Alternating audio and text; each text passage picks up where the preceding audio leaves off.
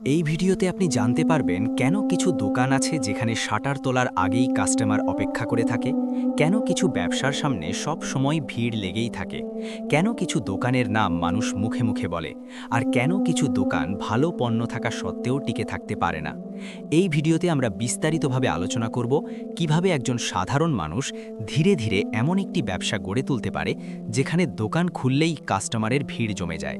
আমরা কথা বলবো বিশ্বাস, সততা, আচরণ, মানসিকতা, ধৈর্য এবং দীর্ঘমেয়াদী চিন্তাধারা নিয়ে।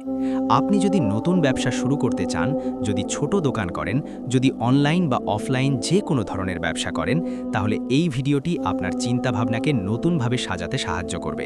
তাই অনুরোধ থাকবে ভিডিওটি শুরু থেকে শেষ পর্যন্ত মনোযোগ দিয়ে দেখার। আর যদি এই ধরনের বাস্তব জীবনের শিক্ষা ও মোটিভেশনাল কন্টেন্ট আপনাকে ভালো লাগে, তাহলে এখনই চ্যানেলটি সাবস্ক্রাইব করে পাশে থাকা বেল আইকনটি অন করে রাখুন, যেন ভবিষ্যতের কোনো ভিডিও মিস না হয়। চলুন শুরু করা যাক। আজকের মূল কথায় যেখানে দোকান খুললেই কাস্টমার ভিড় করবে, এই বিষয়টি নিয়ে একটি গভীর উক্তি ও তার বাস্তব ব্যাখ্যা। উক্তিটি হলো, যেখানে দোকান খুললেই কাস্টমার ভিড় করে সেখানে পণ্য নয়, সেখানে বিক্রি হয় বিশ্বাস, সম্মান এবং মানুষের মনে নিরাপত্তার অনুভূতি। এই একটি লাইনই একটি সম্পূর্ণ ব্যবসায়িক দর্শন। কারণ বাস্তবে মানুষ শুধু জিনিস কিনতে আসে না, মানুষ আসে নিশ্চিন্ত হতে। মানুষ আসে এমন একটি জায়গায় যেখানে তাকে ঠকানো হবে না, যেখানে তার টাকার সম্মান করা হবে। আপনি যদি খেয়াল করেন তাহলে দেখবেন একই পণ্য একই দামে অনেক দোকানে পাওয়া যায়, কিন্তু কাস্টমার সব দোকানে যায় না। সে যায় নির্দিষ্ট কিছু দোকানে, কারণ সেখানে সে নিজেকে নিরাপদ মনে করে। যেখানে দোকান খুললেই ভিড় হয় সেখানে দোকানদার আগে মানুষ হয়, পরে ব্যবসায়ী হয়। সে জানে আজ বেশি লাভ করলে কাল কাস্টমার হারাতে পারে, তাই সে সল্তর লাভেও সন্তুষ্ট থাকে, কিন্তু বিশ্বাস ভাঙে না। বিশ্বাস একদিনে তৈরি হয় না, বিশ্বাস তৈরি হয় প্রতিদিনের ছোট ছোট আচরণ দিয়ে।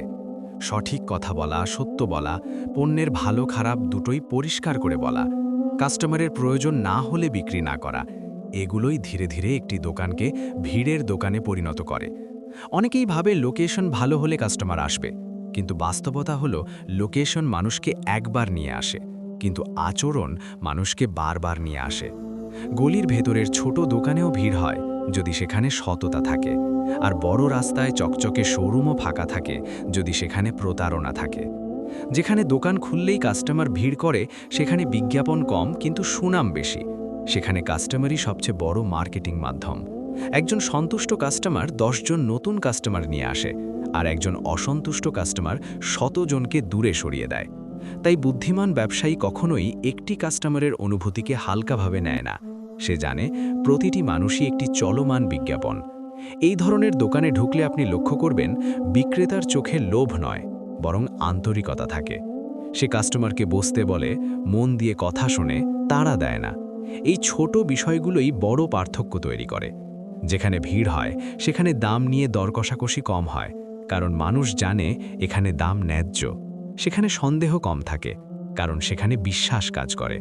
অনেক মানুষ ব্যবসা শুরু করে বড় স্বপ্ন নিয়ে, কিন্তু ছোট ধৈর্য নিয়ে, আর এটাই তাদের ব্যর্থতার কারণ হয়।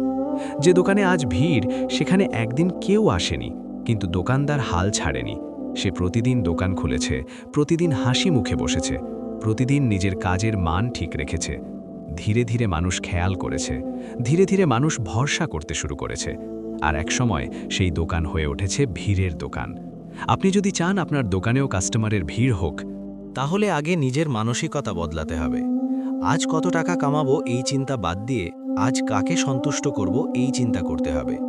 আজ যদি আপনি একজন মানুষকে খুশি করতে পারেন, তাহলে কাল সে 10 জনকে নিয়ে আসবে। ব্যবসা আসলে ধৈর্যের পরীক্ষা, চরিত্রের পরীক্ষা, সততার পরীক্ষা। যারা এই পরীক্ষায় পাশ করে তারাই দীর্ঘদিন টিকে থাকে। যারা শর্টকাট খোঁজে তারা সাময়িক লাভ করে, কিন্তু দীর্ঘমেয়াদে হারিয়ে যায়। মনে রাখবেন, যেখানে দোকান খুললেই কাস্টমার ভিড় করে সেখানে কোনো জাদু নেই।